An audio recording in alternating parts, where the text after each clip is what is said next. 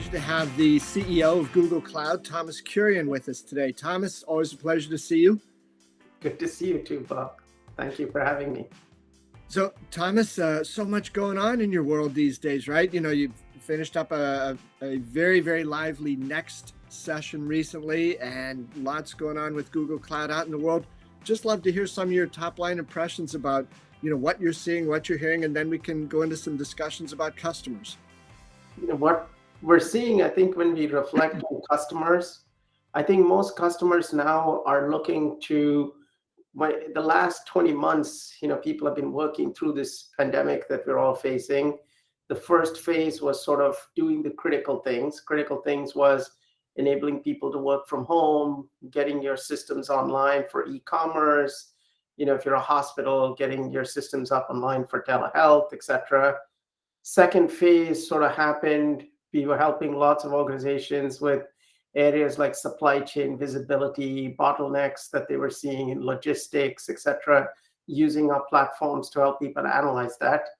But now, as people look forward to 22, 23, many of the leading companies are looking at, the pace of digitization obviously accelerated enormously through the pandemic.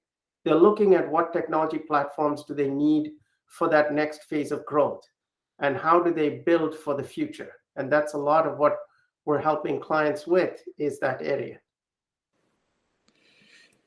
Thomas, could you talk a little bit more about that, those areas and, what they're asking for and what those conversations are like? Yeah, when we talk to clients, we really look at the 5 important capabilities that we feel an organization needs to build for the future. One is being the best in their industry in the understanding and using of data, because digitization without understanding data, whether it's understanding your customer, understanding your suppliers, understanding your supply chain, it's not really possible. The second, do you have the infrastructure technology and the software development skills to actually become a leader in the use of technology? Many companies had outsourced IT. As a result, they didn't have the software skills in-house, and in critical areas, they need to build that capability in order to use technology in the future. The third one is, as they move data into the cloud, you read a lot about cybersecurity breaches. And being the critical asset in an organization, the data becoming a critical asset, there are more and more threat vectors coming in on users, applications, and data. And so how do you make sure that as more of your users become digital workers, they want to work from more places? How do you ensure that your systems, your applications, and data are secure? The fourth one is, all of this technology innovation would not be possible if your people were not participating in it. And people, along with data, are the key asset in any technology evolution. How do you make sure the creative, enthusiastic people that you have in your organization are given great digital tools to work in a hybrid environment? Because I think most companies that we speak with realize that they're not going to go back to work the way they used to work prior to the pandemic. And so what are the tools and capabilities they need? And then lastly, as we look at the longer term, like the long arc, of where bigger programs need to be put in place, I think we're all sitting here right after COP26, and there's a big interest in how do we help organizations use technology more sustainably. In our view as Google, in a few years' time, there won't be intelligent software and non-intelligent software.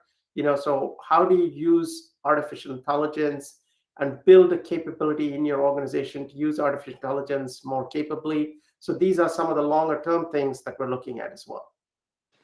Yeah, Tom, that's a great overview, and I think it encompasses so much. And as you said, in the last 20 months, the world has changed profoundly. So it was interesting to see you break out sort of the first phase, second phase, and the third phase. And the so many of the businesses that I talked to today, Thomas, that point about acceleration, the ability to be able to move at the speed of the world around them or the markets they serve, is critical, and it seems that the role of technology is just going to become more and more important in that area. Yes, absolutely. I mean, every industry has gone through some profound changes. When I look at, for example, entertainment, so much of entertainment used to be going to a physical space, and now everybody spends a lot of time streaming, playing online games, etc. When you look at, retailers, the first phase of that change was the shift to online. But when you shift online, there are significant challenges in understanding where do you position inventory, how do you handle your supply chain, what products do you build, do you stock? And then you read a lot about, as we go into the holiday season, challenges with supply chain fulfillment. So the second phase is really, now that I have that digital front door through which people can come in, what do I do behind that to make my systems and processes a lot more efficient? And we see that almost everywhere. When we talk to financial institutions, a program we're working on a lot is, how do you handle financial crime? How do you handle things like anti-money laundering? A lot of those processes required people to go to a branch of a bank in order to submit their identification as part of the KYC process, if you will, right? Know your customer.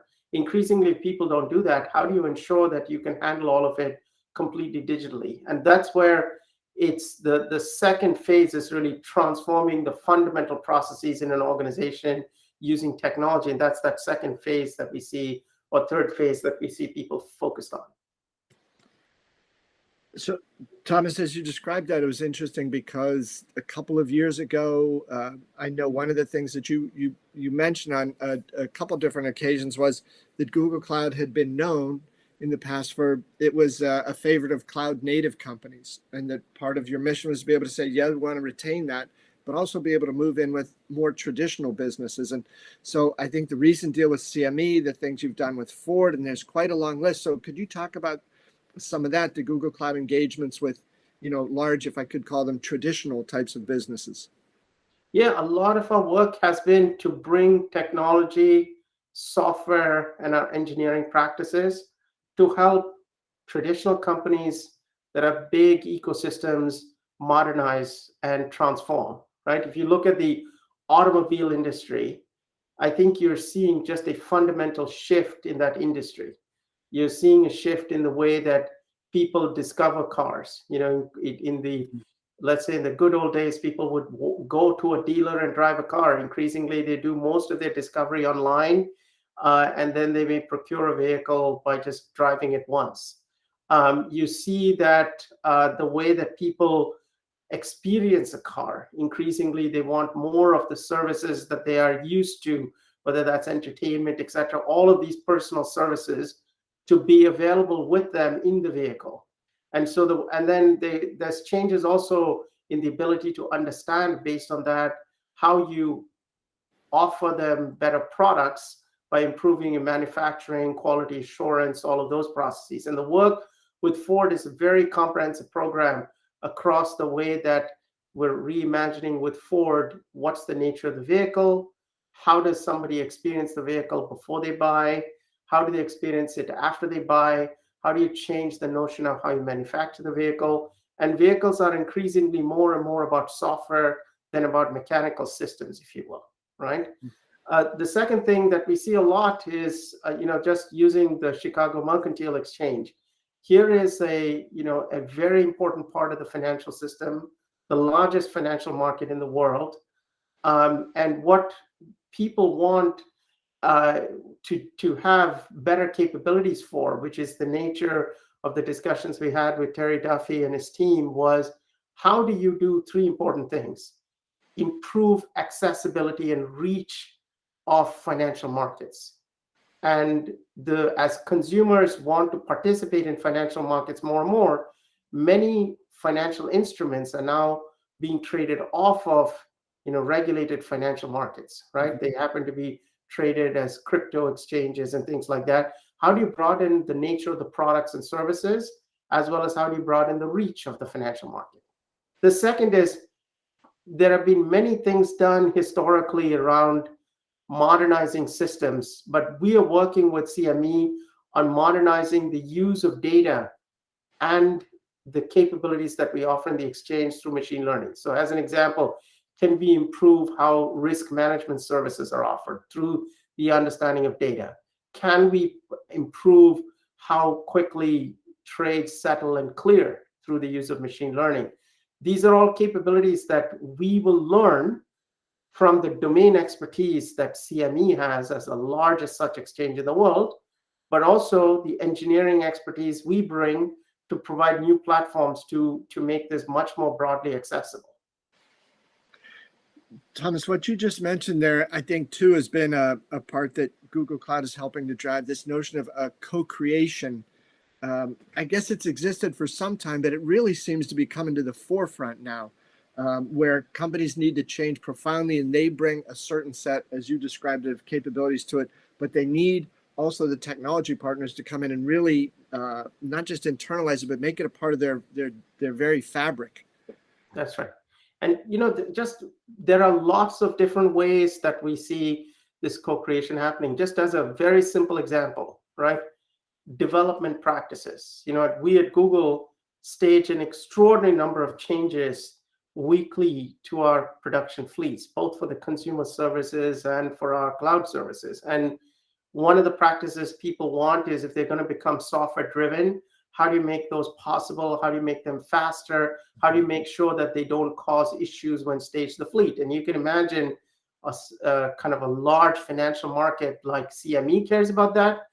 And even a company like Ford Motor Company, when you do an over-the-air update, cares about it because they don't want to have the vehicle have an issue. Do you see what I mean? So one set is around how do you do modern software development. The second is how do you build technology in a unique set of capability. When you look at a financial markets exchange, there are requirements placed around fairness, around latency, around the notion of a universal notion of time for all the participants. I mean, there are many, many things there that the evolution of our technology to solve those problems gives a material lift for these organizations.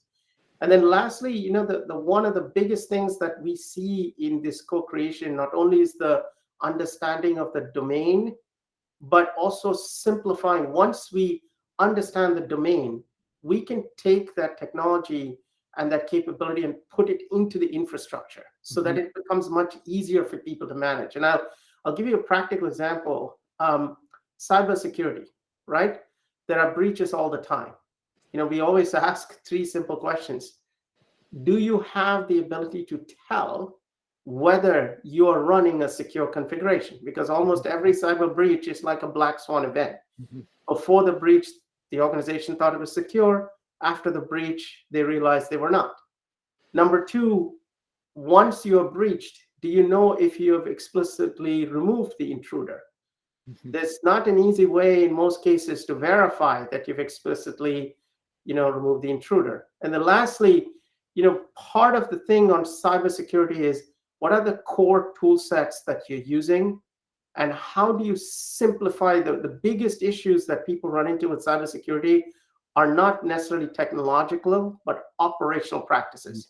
And when you have a plethora of tools, it becomes super hard to operationalize these. So these are examples of places where, given our expertise on building and managing large-scale services that you can imagine, we had to build a lot of cybersecurity capability to protect them. How do we then bring that to every organization to protect theirs? And these are all different kinds of domains in which we're working around this co-creation notion.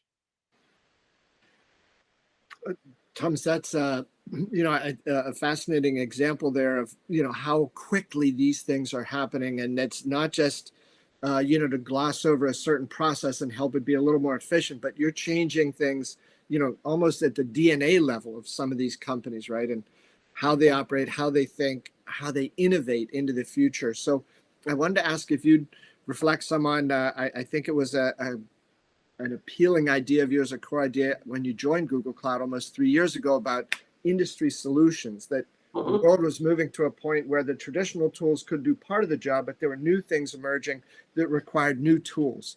And that has really come, booming to the forefront. Yeah, we felt, frankly, that the application of technology will always be adapted to different industries. And so we are proud that, we've helped a lot of organizations adapt. And I'll give you a few examples just to illustrate them. In the public sector during the pandemic, there were lots of requests for benefits, loans, and other things that went to state governments as well as federal governments. State of Wisconsin had a huge rush of requests from citizens for these things. Mm. They had a huge backlog of them, just like every other state. We help them implement our document intelligence, artificial intelligence solution to automatically receive these applications. The system reads it and processes it. It's taken their backlog down to nothing. So they have no backlog, they're current. And it cut the cycle time from many months to just a few days. And that's an example of the application of artificial intelligence into a process that is so important for the citizens of Wisconsin, for example. Second example is the work we did with a major industrial manufacturer of almost all the smartphones and other things in the world. One challenge you have when you have quality inspectors on a manufacturing line, they can't stand next to each other during the pandemic, obviously. And the second thing is the rate at which you can run the manufacturing line is proportionate to how quickly you can actually inspect the products at the end of the line. So they used our visual, imaging, quality inspection technology that we've adapted specifically for manufacturing to improve quality inspection efficiency and speed by 400%. So not only did it keep their people safe, it also sped things up. IKEA, really famous, furniture company, a retailer. We help them improve the accuracy and the efficiency of their recommendations by implementing our recommendations AI with their e-commerce system. And one of the things that, it's not a simple problem, particularly when you think of buying furniture by looking at an online system, because it's, people historically have wanted to touch the furniture, sit in the furniture, see it accessorized in the room. But working with IKEA, we learned a lot from them on how to make such an experience possible. But then the accuracy of our recommendation system has hugely helped them improve the experience for their customers. So these are all different examples of things unique to each industry and unique to the application of technology to serve the needs of people in that industry. Yeah, yeah. And Thomas, I I believe that in 22 and 23 of this, that industry specific category, I think, will become the hottest segment in the cloud market, because there's continues to be such a need. As you've Yes, described it, once companies get into this, they start to realize, I'm not just making what I used to do more efficient, but I'm actually building entirely new capabilities, new revenue streams. that's right. Yeah, and we believe that, for the long term, for any technology, it can't be just about cost savings. Yeah. It's got to be about new capability, broadening revenue streams, opening up new markets, and providing the organization the ability to do things that they couldn't do before, right? And so a lot of our view is that for technology to get to the next level, you can do that. And we also see that technology can be now applied in many more contexts. There was a great case study at our next event by Walmart and how they're using our data platform. And the interesting thing is the number of different domains in which data is now being used, whether that's on the distribution center to understand how to be more efficient in pick, pack, and ship, whether that's in the retail store to automate replenishment, whether that's in the online system, their e-commerce system, to provide the right products and services to people, whether it's in last mile delivery to optimize logistics. These are all different domains in which data can be used and can be done to transform fundamentally the capability of the organization. Yeah. Yeah. Thomas, everything you've described here today, I think, in some ways reflects on this notion of speed and acceleration and the passage of time in some ways. And That's it right. was barely, 2.5 years ago, just over that, but you were, I think, in your second month at Google Cloud, and at a Goldman Sachs Investors Conference, I think Heather Bellini phrased a question something like, well, Google Cloud's revenue isn't as big as Amazon and Microsoft. What are you going to do to catch up? And I just loved your answer about where you said what people want from the cloud today isn't necessarily what they wanted 2 or 3 years ago. So, Thomas, just in that sense, I wonder, could you, offer your view of where we are today and where you see sort of this great arc of the cloud and business and innovation headed over the next year or 2 or 3? Yeah, we definitely see that the pace is accelerating. We see that there are lots of new things that we will see coming to reality through the application of technology. The first one is, I think, just the nature of how people work, I think, will be quite different after the pandemic than before, right? And what I say is the following: if somebody had told the world that everybody would be at home for 18 months and still get as much work done as we did, it creates a profound feeling that it was not all bad being at home and working remotely. And so people will want to cherish some aspects of how they work with that, along with obviously being in the office, ideating with their colleagues and working. So we do think there'll be profound changes, and we're evolving our products to enable those new work styles. The second thing is that there will be new pressures coming in as we look forward from new areas. One example is, we're in a real rush to have a more sustainable planet and to have a more sustainable environment. And, talk about an area where there's time pressure. That's going to lead to an enormous amount of innovation, and innovation in a variety of different ways. Financial services organizations want to measure the impact that their clients are having on the environment and to make thoughtful investments. New companies are being formed to drive renewable energy sources. Automobile industry, which a few years ago had a fraction of the automobiles to be electric, are going to change very, very quickly over the next few years. So there are profound changes associated with the consciousness that we all have around sustainability. The value of data. I always say, Bob, if somebody said that to a retailer, you will know and understand your customer a lot better when they never visit your store than you did when they actually came to your store, people would have said that's really crazy. And then if you told a customer today, there was a time, at least I'm old enough to say, that I went shopping a lot before e-commerce, and we would all drive to the store not knowing whether the product we had or wanted was there in the store. Those are profound changes that have been brought by the use of technology. And as we look forward, for example, how do services companies like wealth managers, financial services institutions, insurance companies transform the notion of what services mean, what advisory means in a digital world? You got to think through that. And so there are some really profound changes ahead. And lastly, if you look at the changes that happen in an industry, when a manufacturing industry becomes a software industry, you read a lot about automobile companies because of memory shortage not being able to ship automobiles, and it's because a mechanical engineering industry changed to a software-based industry, and they were competing along with other computer and phone manufacturers for memory, and all of a sudden there's a shortage.